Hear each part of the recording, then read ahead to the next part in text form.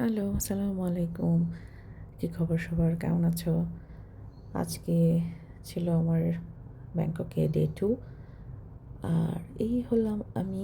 আমি তোমাদেরকে লাস্ট ব্লগে বলেছিলাম যে আমি বাংলাদেশের একটা পেজ থেকে কুর্তি নিয়েছিলাম। এই টপসগুলা এত আরাম।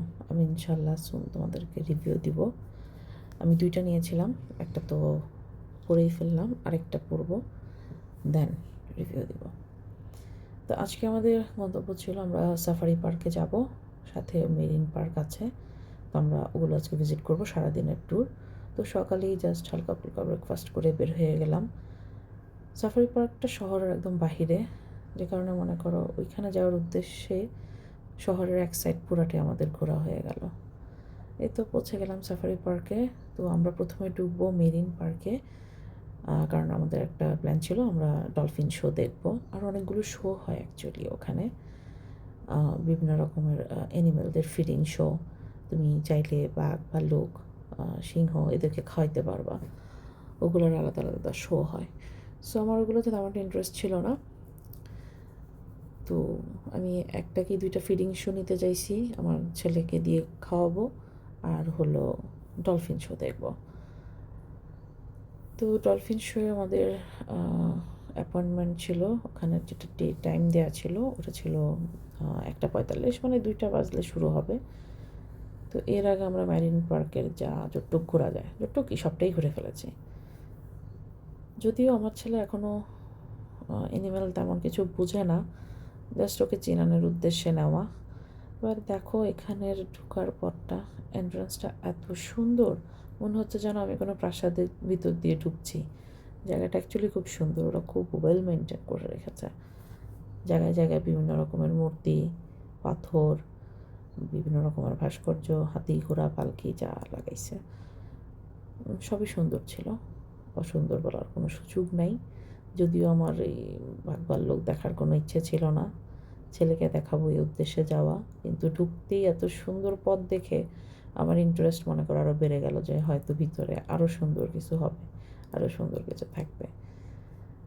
যাক, এটাও একটা এক্সপিরিয়েন্স। এখানের পথটা মানে এত ভিড় ছিল সেদিন, এত ভিড় ছিল, আমরা অনেকক্ষণ লাইনে দাঁড়িয়ে টিকিট করলাম, অনেকক্ষণ লাইনে দাঁড়িয়ে ভেতরে ঢুকতে হলো। আর ঢুকতে ঢুকতে আসলে শান্তি লাগতেছিল। আর এইখানে আমার ছেলেরে কন্ট্রোল করা মুশকিল। আমার জামাই শক্ত করে ওর হাত ধরে রাখছে। ও শুধু বলতেছিল, বাবা আমাকে ছাড়ো, আমি একা একা হাঁটবো। ও একা একা হাঁটবে মানেই তো একটা ঘটনা ঘটাই দিবে। এখানে ছোট ছোট স্টল দেওয়া, একদম ঢুকতেই 2 সাইডে বিভিন্ন রকমের স্টল দেওয়া, বিভিন্ন রকমের খেলনা রাখা, বিভিন্ন ক্যাপ। এখন আমার ছেলে বায়না ধরলো সে একটা ক্যাপ নেবে। তো যাকে এখান থেকে ওর জন্য একটা ক্যাপ চুজ করলাম, ক্যাপ নিলাম। ও নিবেই, কিন্তু এই গরমের মধ্যে ক্যাপ পরে থাকবে?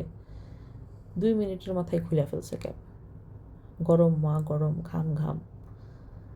যাক, আমরা ঢুকতেই প্রথম যেটা দেখলাম, ওটা দেখেই তো মনে করো আমার চক্ষু চড়ক গাছ, কারণ আমি এর আগে কখনো মেকাও এত কাছ থেকে দেখিনি। মানে মেকাও যে কী সুন্দর, আমরা যতটুকু ভিডিওতে দেখি তার থেকে বেশি সুন্দর সরাসরি। সো অ্যাডোরেবল, সো গর্জিয়াস,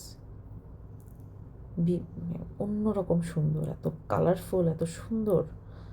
আমার জামাই প্রায় সময় বলতো যে বাসায় কিছু পাখি আনি, আমরা পুষি। আমি বললাম যে একমাত্র ম্যাকাও হলে আমি পুষতে রাজি আছি, এই ছাড়া আমার আর অন্য কোনো গরু ছাগল এত নেশা নাই, কোনো পশু পাখিতে আমার এত নেশা নাই যে পালতে হবে। আর এমনি আমাকে যদি কেউ ডগি এনে দেয় আমি গুছিয়ে গুছিয়ে রাখতে রাজি আছি, বাট ডগি তো আসলে অনেক মেনটেনের ব্যাপার। তো তাও আবার আমার ডগি পছন্দ হয় এক একটার দাম 5 লাখ টাকা। 5 লাখ টাকার ডগি কে ফেলে? যাজ্ঞা, আমার কোনো কিছু পোষারই দরকার নেই। এখানে তোমাদের একটা মজার কথা শোনাই। এখানে ঘোড়া ছিল, আমার হাজব্যান্ড বেচারা স্বামী আমার খুব শখ করে ছেলেরে নিয়ে গেছে, ওরে দেখাচ্ছে, বাবা দেখো এটা ঘোড়া। আর আমার ছেলে বলে, না বাবা এটা ছাগল। বেচারার কোনো দোষ নাই, 2.5 বছরের একটা বাচ্চার কি ছাগল আর কি ঘোড়ার মধ্যে পার্থক্য বুঝবে? ও তো মনে করো ওর বাপের হাত থেকে ছুঁইটেই দৌড় দিছে সে ছাগলকে খাওয়াবে। অ্যাকচুয়ালি এই কোরবানিতে আমরা 2টা খাসি জবাই দিয়েছিলাম। তো খাসি আনা হয়েছিল ঈদের 2 দিন আগে। তো এই 2 দিন মনে করো ছাগলকে খাওয়ানো, পাতা খাওয়ানো, এই খাওয়ানো, সেই খাওয়ানো। ইজান খুব মজা করে খাওয়াইছে, ওর খুবই ভালো লাগছে খাওয়াইয়া। এখন এই সাইজ দেখা, কালো দেখা তো ও ঘোড়া আর ছাগলের পার্থক্য বুঝে নাই, ওর কাছে এটাই ছাগল। যাকগে, এখন আমরা আরেকটা ইন্টারেস্টিং জায়গায় আসছি। এই জায়গার অ্যাকচুয়ালি কোনো ভিডিও করা হয় নাই, কারণ আমার ছেলেকে ধরে রাখাটা অনেক কষ্ট হইতেছিল। এখানে আমরা টিকিট কাটবো। এখানে যে হনুমান টাইপের যা দেখছো না, এগুলোর সাথে পিকচার তোলা যায়। ও মা, ওরা এত পোজ দেয়, মানে পুরা কোরিয়ান সেলিব্রিটিরা যেরকম পোজ দেয় না, ওরা কোরিয়ান সেলিব্রিটি থেকেও আগানো।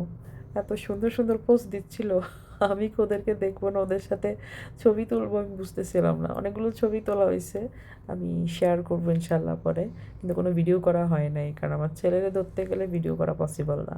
সো আমার ছবি আমার হাজব্যান্ড ওখানে যারা স্টাফ ছিল তুলে দিচ্ছিল, ভিডিও আর করা হয় নাই। এই টুকটাক জাস্ট স্ন্যাপ নিতে পারছি। তো যাই হোক, তোমরা এই টুকটাক আমি যা যটুক পারছি একটুকি যটুক পারছি নিছি, এগুলো তোমরা দেখতে থাকো। আর অনেক কিছুই ছিল, অ্যাকচুয়ালি বললাম তো আসলে খুব টাফ, আমরা দুজনেই গেছি। তো বাচ্চাকে সামলানোটা আসলে অনেক কষ্ট। আমি একটু হাঁপাই গেলে আমার হাজব্যান্ড ওরে নিয়ে ঘুরে, আবার আমার হাজব্যান্ড হাঁপাই গেলে আবার আমি কিছুক্ষণ ওরে নিয়ে ঘুরি। আমার ছেলে মজা পাইছে শুধু ওই জিরাফকে খাওয়া।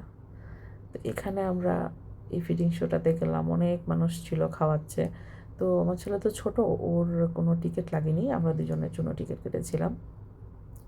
কিন্তু আমরা 2টা বালতি পাইছি খাবারের, এই 2 বালতি আমার ছেলেই খাওয়াইছে। এবং দেখো কত মনোযোগ দিয়ে বসে বসে সে খাওয়া নিচ্ছে, ওদেরকে খাওয়াচ্ছে। ও ভীষণ মজা পেয়েছে, এত খুশি। বললাম না, আমাদের যখন কোরবানিতে খাসি আনা হয়েছিল, ও খুব মজা পাইছে খাসিরে খাওয়া। এখন তো মনে করো ওই ঘোড়ারে দেখেও সে পাতা খুঁজতেছে ঘোড়াকে খাওয়াবে, ওর কাছে তো এটাই ছাগল মনে হয়েছে। জিরাফরে খাওয়াও আমার ছেলে খুব খুশি। এর বাদ বাকি আর আমার ছেলে কিছু বুঝে নাই। মেরিনে যখন ঢুকলাম মাছ টাছ দেখতে, ও এটা তো মাছ মনে করছে, মা ভেজে দাও খাবো। ছোটো মানুষ যতটুক বুঝে। কিন্তু হ্যাঁ, সুন্দর ছিল পার্কটা, খুবই সুন্দর ছিল, দেখার মতোই, ঘোরার মতো। খারাপ লাগবে না অ্যাকচুয়ালি। একটা মানে একদিনের ডে ট্যুরের জন্য জায়গাটা ঠিক আছে। এখানে ভেতরের দিকে এখানে খুব সুন্দর একটা মেলার মতো। ওই যে আমরা ছোটোবেলায় খেলতাম না, বিভিন্ন জিনিসপত্র রেখে দিত, ওগুলোর উপর আমরা রিং ফেলতাম। 3বার 4বার রিং ফেলতে পারলে ওই জিনিসটা আমার। তোমরা ছোটোবেলায় খেলছো 90s 80s 1000-এর কিডস যারা আসো খেলছো। এখনকার কিডসরা আসলে এই জিনিসগুলো খুব একটা দেখে না, ওরা তো এখন সব ওই যে প্লে জোন থাকে, প্লে জোনে যে খেলে, এর বেশি আর ওরা কিছু জানে না। বাট আমাদের সময়টা খুব মজার ছিল। যাক, ওখানে ঘুরতে ঘুরতে আমাদের মেরিন পার্ক ঘোরা শেষ। দেন আমাদের নেক্সট ইয়ে ছিল আমরা ডলফিন শো দেখব। তো এখানে আমরা টিকিট আগে আমাদের নেওয়া ছিল, ঢুকে গেলাম ডলফিন শো দেখতে। অ্যাকচুয়ালি এটাই ছিল আমার কাছে খুব ফ্যাসিনেটিং ছিল ডলফিন শোটা দেখার, খুবই সুন্দর, খুবই ভালো লাগছে। আর এখানে ম্যাক্সিমাম ছিল ইন্ডিয়ান। যখন হিন্দি গান শুরু করছে, ইন্ডিয়ানরা তো এমনি নাচুনি বুড়ি, তার উপরে দিছে ঢোলে বাড়ি। কি নাচ ওদের, আমার খুব ভালো লাগছে ওদেরকে দেখে, ওরা খুবই জয়ফুল।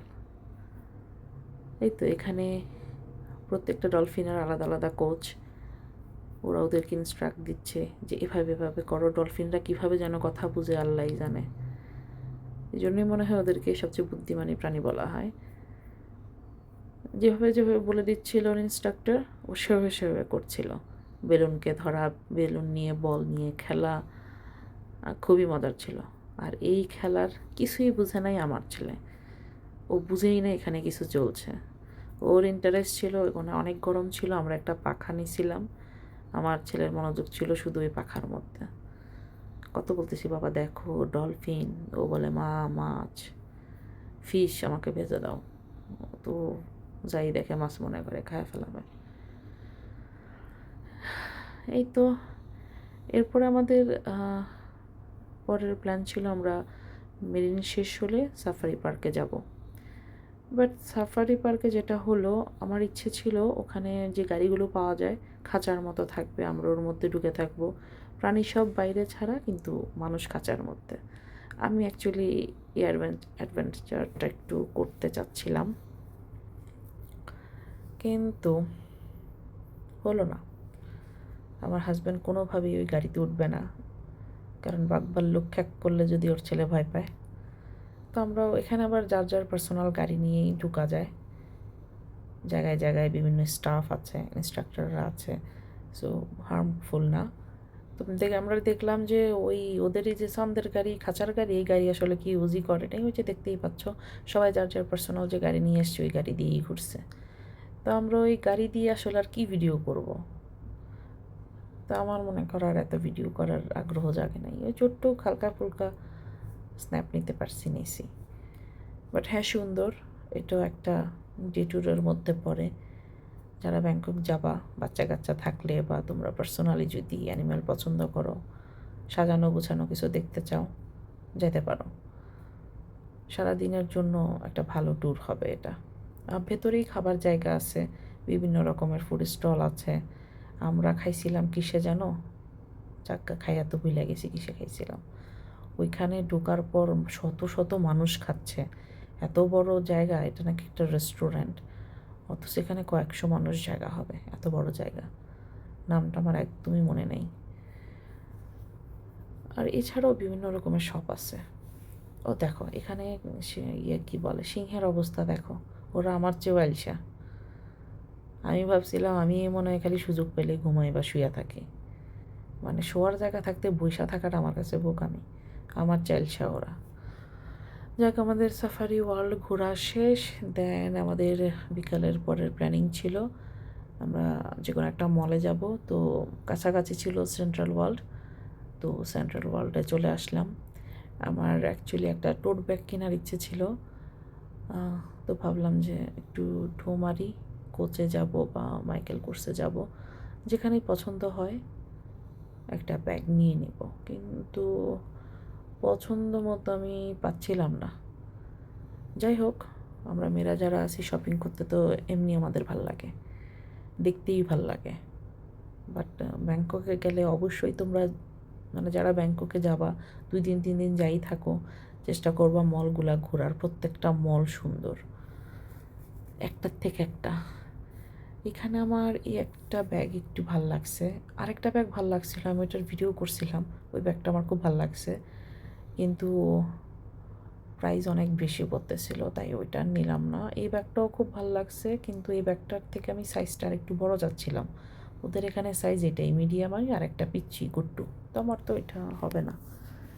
যাক, ওখান থেকে আর আমার কিছু কেনা হয় নাই, চলে আসছি। কারণ নেক্সট প্ল্যান আছে, হয়তো সেন্ট্রাল ভিলেজে যাব, ওখানে গেলে দেখব।